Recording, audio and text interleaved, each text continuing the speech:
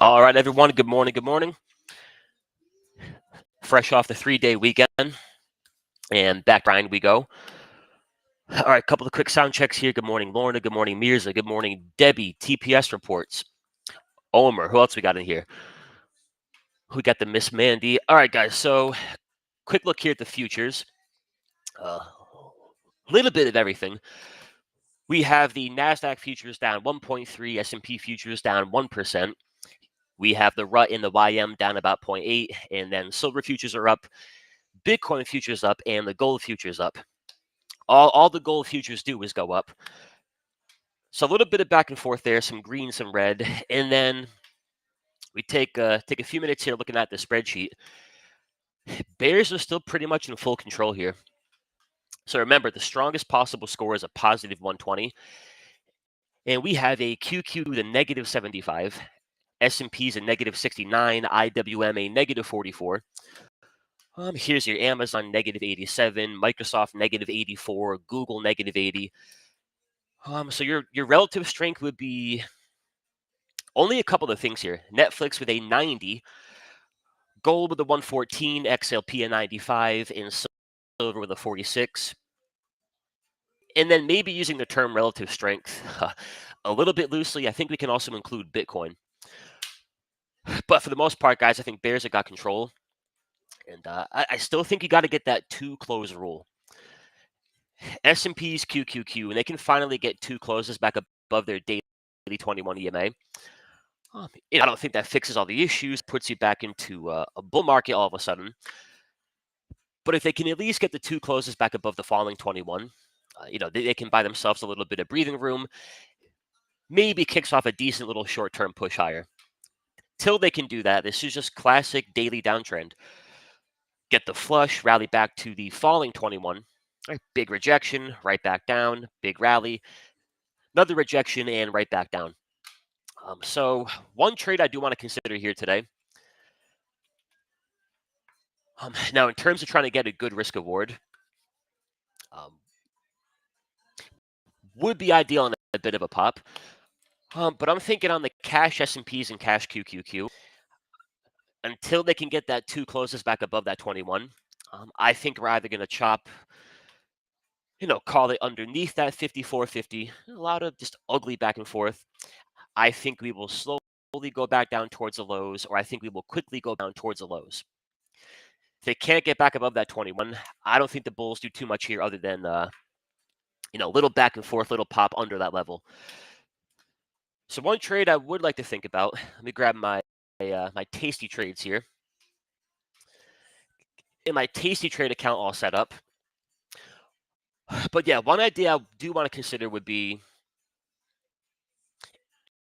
and I think we could look out towards the end of May, May 23rd, actually May 30th, but some kind of out the money call credit spread, either right at or right above that 21 EMA. So that could be,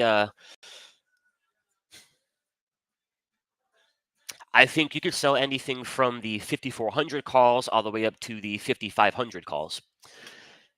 Matter of risk reward. So, for example, if we look at and we'll have to check here when things open. But if we look to even say, what about May 23rd expiration, sell the 54.25 call. And that'll put you pretty much right in line with that 21. Sell the 54.25 call by the 54.50.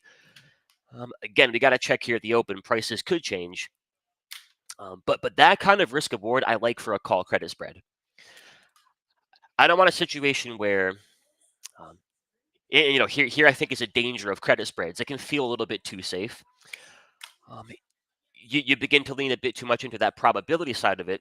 You're risking $10,000 to make $1,000, so you're risking 1,000 to make 100. Yeah, it's a really high probability trade. I don't love that bang for your buck. We could do 10 call credit spreads in a row, risking $1,000 to make 200. 9 of them will work. On the 10th trade that doesn't work, you kind of wipe away all the profit. So I think there's a happy balance between, I'm getting short in a higher probability fashion. Right, I don't need to flush back down towards the lows. I don't need I don't need a quick 10% pullback. If they can just keep it under my short call, I'm going to get that premium coming in. So there's the higher probability nature of it, but I don't think you want to push that too much. Still trying to get a good risk reward. Um, so something like you're risking, and you can also do this on the SPY. Same idea, cheaper cost of entry. But on a trade where a max loss is like 1,500 for a max profit of 970, I think that's a really good risk reward. What I wouldn't plan on doing is, all right, market opens, I go sell my call credit spread, and then today the market rallies, tomorrow the market rallies, all week long the market rallies, and I'm sitting here 2, 3, 4 weeks down the road taking that max loss. That would not be the goal. Nor would it be the goal. All right, I'm going to take this trade. I'm going to ride it all the way out until the final minutes of expiration, and I'm trying to get that max profit. Between my stop loss level, between my target, if I can even work a risk one to make one, I think that's pretty solid on a call credit spread. So one idea I do want to work there, and granted, it's not as sexy as in out of the money put butterfly, not as sexy as a delta 20 out the money put. This market's a little weird, so I think being short or long and giving yourself a little bit of additional breathing room, I don't think is a terrible thing. We got broken structure, bunch of sell signals. We could also get one tweet later today. Then QQQ's up 4 or 5%. So one idea would be ideally on a little pop. And frankly, trying to call for a pop might be the tough part here today. But I'm thinking, 25, 30 plus days till expiration, out the money call credit spread on the SPX. And again, you can go 5,400. You can go a little bit below that 21 EMA, a little bit above that 21 EMA. Most important thing would be if you open that trade, today, tomorrow, any day this week. If they then go and get two closes back above that level, you got to cover your short. And I think cover your short and look for a decent long.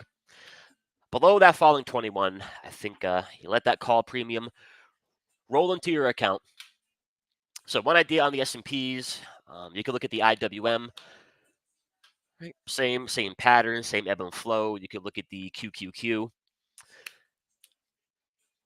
Now, I like the idea on paper. One thing that will make it a little tricky this week, we're kind of rolling up into earnings season. Which, of course, we had Netflix last week, and I think we have, let me see, all the big boys are coming up here. So Microsoft will be, that's next week. The big bad Meta will be also next week.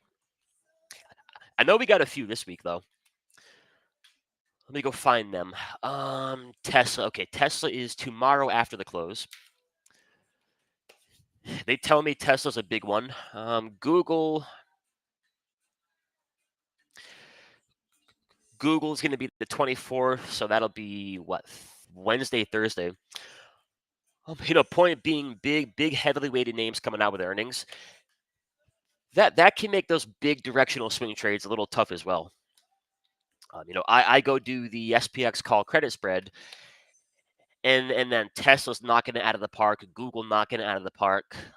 Meta has record earnings. I'm not calling for any of that, but it could happen. So such as my luck, I'm seeing a few things I might want to begin to swing trade. And then the market says, how about earnings season? So we will consider the SPX call credit spread. But at the same time, I think a lot to be said for, get through the next couple of weeks, get through earnings season, go to bed in cash, wake up in cash, and just day trade the market. That could be a viable game plan as well. But on the indexes, I'm thinking mainly swing short until they can get those two closes back above the mean.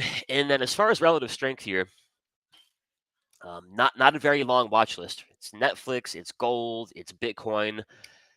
We could look at an MSTR, and then That's about it, guys. So one source would be Netflix. And to show you how impressive Netflix is from a scoring perspective,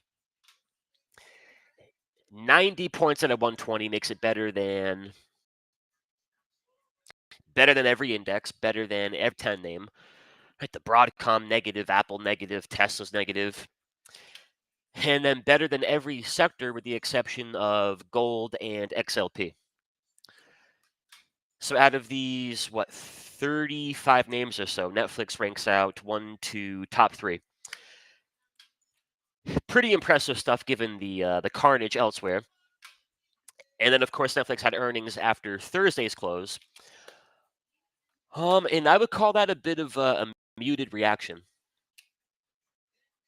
which for a guy like me who's not long Netflix, uh, I kind of like the muted reaction. They go gap into $1,200 this morning. I think I'm waiting for my entry.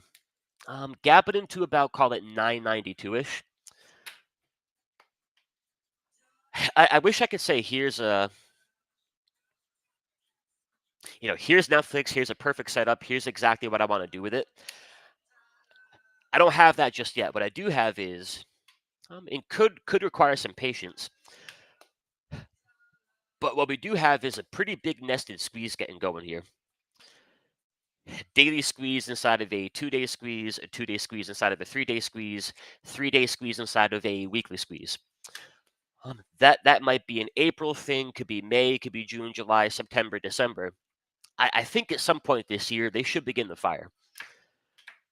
First goes your daily squeeze, then goes the 2-day, the 3-day, and they eventually try to work their way up to the weekly chart, which is pretty much the pattern and the dynamic it had in Netflix back from, it was like September, October of last year. Daily squeeze fired. That fired your 2-day squeeze. I fired your weekly squeeze. And Netflix is boogieing from $700 into $1,050. So not too shabby of a push. And again, I think at some point down the road, there should be potential for a very similar move here. Trend says let's go higher. Structure says let's go higher. Again, could be this month, could be a couple of months down the road. For another big push like that, to fully get that weekly squeeze locked and loaded, they got to get that momentum shift. So a little bit like back here, momentum breaks. You get the MACD below zero, a little bit of a bear cycle. But while momentum goes through a bear cycle, what is your trend and structure doing? Picture perfect. 20 above the 50, 21 trending higher, 50 trending higher. Momentum then goes back into a bull cycle, kicks off a really nice push. So yeah, it's not. I wouldn't call it an idea for today or this week. I'm waking up, market opens, and we're going crazy buying the 1050 calls, 100 calls. It's more of a matter of can we squeeze into that weekly squeeze. Right. Get the full 15 points out of 15, get momentum, get the white arrow. If they can turn it into another A+ setup, I think they keep on pushing it in the direction of trend. Bigger problem for now, aside from the momentum issues, weekly QQQ looks nothing like the weekly Netflix. Very, very different charts. But looking back in September, October, when Netflix made that big move, the QQQ looked just about as good as Netflix back there. Really good trend, really good structure, perfect weekly squeeze signal. You had a market behind Netflix fully supportive of big push, big breakout, big weekly squeeze. We don't have the same QQQ right now. We don't have the same S&P 500. We don't have a lot of the things we had back in Q4 of last year. And that might be the biggest issue for Netflix. All by itself, it looks pretty impressive. All by itself, can it break out, fire that squeeze, and eventually push towards an $1,100, $1,150 target? I don't think it can do it by itself. So patience on the Netflix idea. And it may be a little bit more of a here and now for you. That weekly squeeze would be more down the road. For today's open, they finished up back on Thursday with a really nice hourly squeeze. Let me call it here. 990 open. It should be in a really good hourly squeeze here at the open. Meaning that shouldn't fire on a little gap up. So if you're looking for a day trade, looking for a little push into $1,000, that might be a good setup. Problem again is, hey, here's a beautiful 1 hour chart for Netflix, and then here's your 1 hour chart for the QQQ futures. They're living very different lives right now. Netflix is bullish, good structure, all the pretty colors, and then QQQ futures have broken structure, bad momentum, negative 13. Those two things don't quite vibe all that well together. But for those of you in my room, we might look at Netflix for, if they can make it really clean, maybe a little push back into $1,000. But all right, for Netflix, we can jump over to gold. The beast formerly known as gold. Wow, gold futures, my goodness. This thing's just so freaking strong.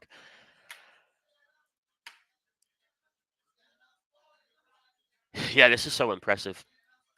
Mighty impressive. But here's my game plan with gold or gold futures. Now, as I say all this out loud, this might be the best swing from the entire market. From a rule standpoint, I really can't come in and begin to buy a bunch of calls when my monthly chart is above the third ATR target.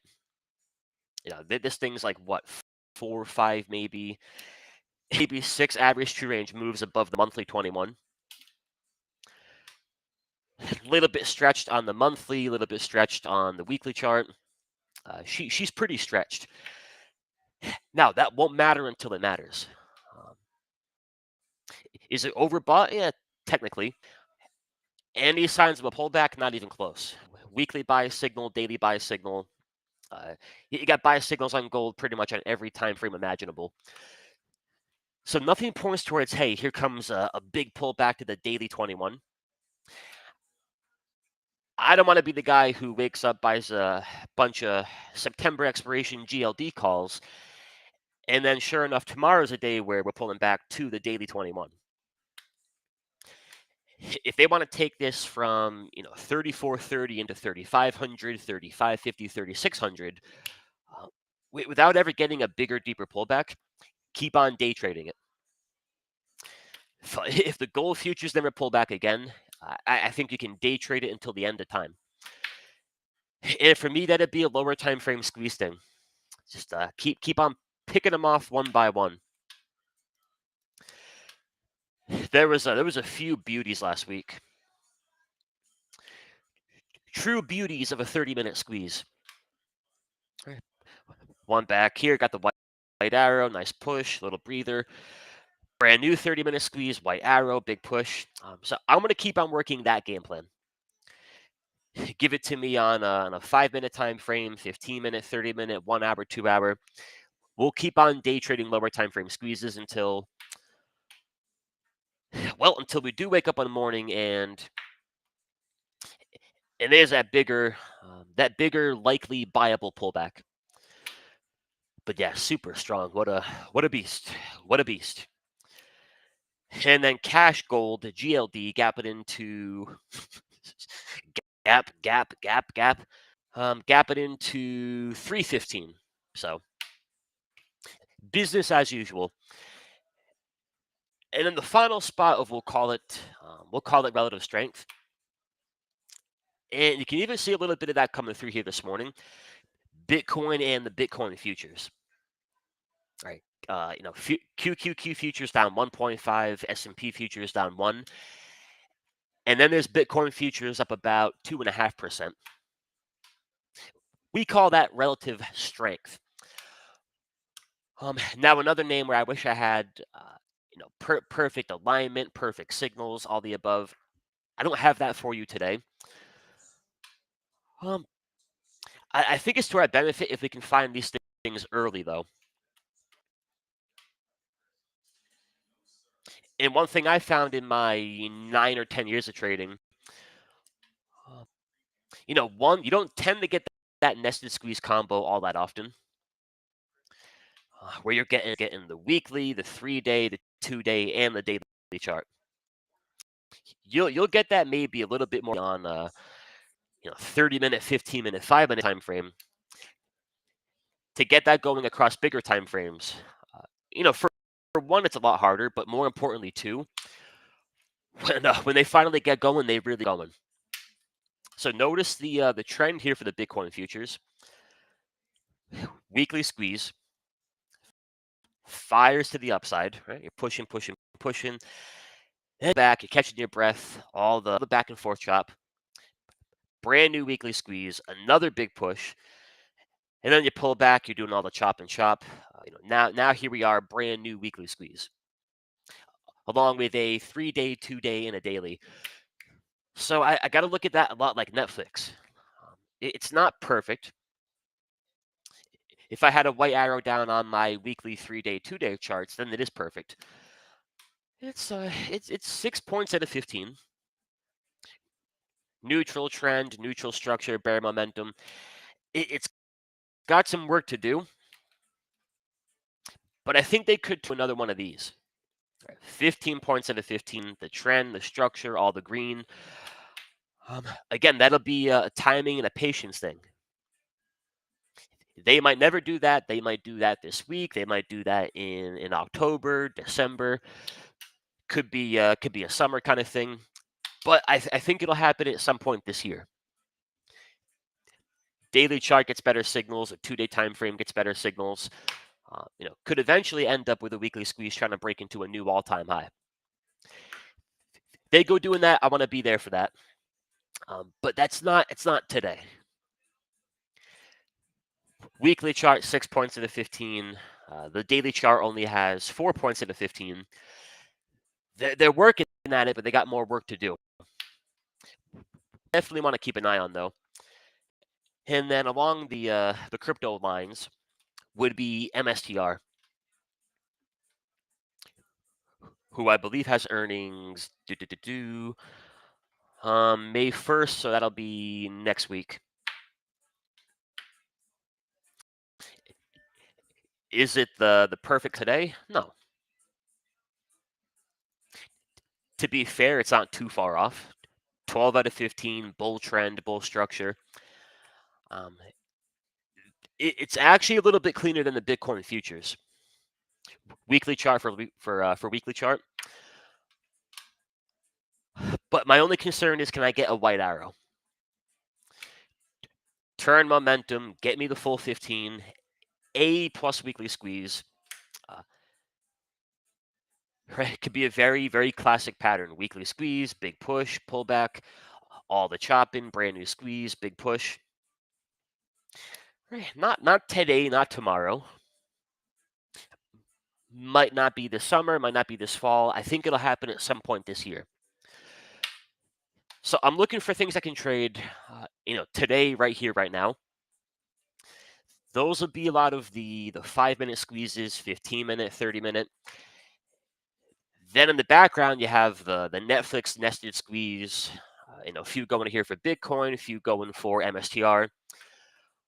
Another one would be Tesla. Tesla has a 2-day and a 2-day and a daily squeeze. And I can't look at it today and think, hey, I want to go and buy a bunch of calls on that. -9, bear trend. But bullish or bearish, at some point, they might turn that into a really, really clean 2-day squeeze. 2-day squeezes can make for a bigger move than a 5-minute and a 15-minute. So right now, I am trading those 15-minute, 5-minute, and then watching all of these weekly 3-day, 2-day. With the thinking being, with a little patience, at some point, um, Again, either direction, I got no biases, but at some point, bullish or bearish, they'll turn into neutral squeeze to A plus squeezes. And then, my beautiful friends, we have action to take. But all right, y'all, that's pretty much a walkthrough of indexes, couple of relative strength names. You got the Netflix, you have the gold futures, Bitcoin, MSTR, and then the problems. I think we all know the problems. Um, to me, the most basic apparent problem, we're caught in daily downtrends. Don't do things you wouldn't do in the opposite trend. If the QQQ daily chart looked like this, right, minus QQQ, the inverse, not a single part of me would be thinking, I want to go get swing. I want to go swing trade a bunch of puts. I would never think that on a chart that looks like this. 13 points into 15. The trend is bullish. The structure is bullish. The momentum is bullish. I'm thinking, hey, give me a pullback to my rising 21 EMA. Give me a 15-minute, 5-minute buy trigger. I'm going to get long. And I'm going to swing trade that chart in the direction of the trend, structure, momentum. I would never look at that and think I'm going to buy some August expiration puts. So if I'm going to really work my game plan and follow my rules, what does that mean for the real QQQ? I can never look at that with a negative 13, bear trend, bear structure, and think, hey, I got to go buy a bunch of August, September expiration calls. I'm going counter everything. Counter the trend, counter the moving averages. Going counter, not going to be a great time in most cases.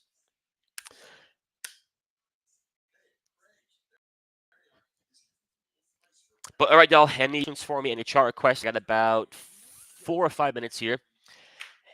And then I'll jump in the other room and take y'all through the open. Take a quick look here. Gold up 3, Bitcoin up 2.3.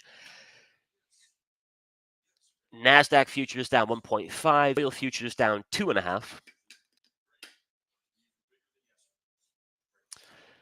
And then 15-minute ES squeeze, 5-minute NQ squeeze.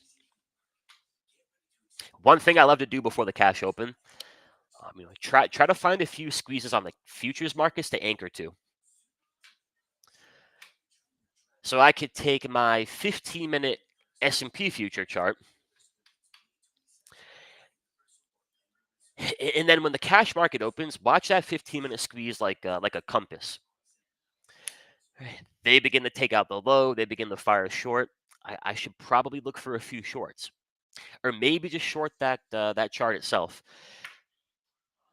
If it looks a little bit more like it does right now, right? It leans bearish, but no active sell signal. Maybe being a little patient. I maybe don't jump in and short everything until we can get another 15-minute sell signal. And they turn the corner, they clean up all the issues, they get a 15-minute buy trigger. Maybe I buy it. But finding a couple of 15-minute, 5-minute squeezes nice and early, good compass for you into the cash open. All right, good morning, Terry. How are you, my friend? What's up with those Lakers, Terry? You gotta pick it up over there. I want a Celtics Lakers finals. Give me a Lakers Celtics finals and then Celtics in 4. Hey, good morning, Austin. Roblox on the weekly chart. Yeah, let's go take a look there.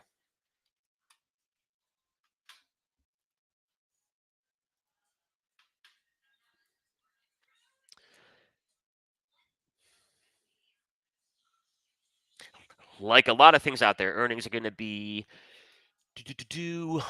earnings will be next week, which can always put a wrench in a good swing trading plan. We can never know for sure what the reaction will be. And tough to base it on the things we usually base our ideas on. I've seen a lot of examples where a name like a Netflix Oh boy, here comes relative strength, couple of buy signals, bunch of squeezes, things that look bullish, and then here comes earnings, and Netflix is down 15, 20%. And your squeeze didn't matter, your buy signal didn't matter. Uh, who I thought looked pretty good was UNH. And then UNH died. So my whole take on earnings, if it's 3 maybe 4 weeks down the road, I can find my spot to get long or short, play for a push into the announcement. When we get about call it a week away from earnings, to me that can make it a little tough. From one, uh, using Roblox here as an example, if I'm going to buy it and I'm going to base that purchase off the weekly chart, what would I want to call for from a good weekly squeeze? The push away from the 21 EMA towards that third ATR target. Meaning, if Roblox can put on its big boy pants, so to say, to take that weekly squeeze and get the job done, that should look like a move back into like 75 to 80. That's a good weekly squeeze doing its job. The question becomes, do I think I can catch even even a decent chunk of that move between now and May 1st? If we were talking about earnings on May 30th, that might be enough time. Talking about earnings coming out, that'll be next Thursday. That might be cutting it a little bit too close. So I think that leaves you with two options. One, um, you just kind of sit back, avoid it, and look at it. Take a fresh look at it after earnings, or you're building up a position here and you're doing it super super small. Uh, for example, if your typical risk is $1,000 per trade, you come in here and you buy like 250 bucks worth, and then you hold the earnings, and they go and gap it up 90%. Yeah, you'll wish you had your full size, but if they gap it down 90%, I'm being a little extreme, of course. They gap it down against you, then you're glad you had only a quarter of your typical size. I had my biggest PML trade last year on an earnings trade. It was a nice morning for sure. I caught that Broadcom pop. That bad boy right there. 'Twas a glorious morning. But here's what I did. So that ended up being about a 57 or it was like a $60,000 profit. That was on about 15,000 of risk. Here was the key though. The 15,000 of risk I had in Brahm into earnings, that risk was quote unquote financed by other trades. Meaning it's late November, early December. I'm in a really good market. I'm kicking butt, and I've got this earnings idea on Broadcom I want to work, but I want to work it with profit. So I catch a move in Apple. I take a little Apple profit, allocate that to my Broadcom idea. I go catch a 30-minute squeeze in Netflix. I'm taking that cash, throwing that profit at my Broadcom idea, building up that risk of profits, then trying to hold through the announcement versus you know doing the opposite and cash at it without really parlaying profits. So a couple things to consider there on the robo blocks. But all right, y'all, I got a jet. I am late for my next session. So as always, thank you for your time. Thank you for your effort. I wish you all the best of luck this week. Um, yeah, I don't think it'll be a dull one. I think a lot to be said for a day trade focus. You're in, you're out. No favorites, no biases. And then all the while, couple big weekly charts, couple nested squeezes. Um, Maybe not anytime soon, but I think a few things in the background that down the road could make for some good swing trades. When they do, we shall be here. But all right, y'all, thank you again. Have a great day, and I'll catch you here, same time, same channel on Wednesday morning. Adios.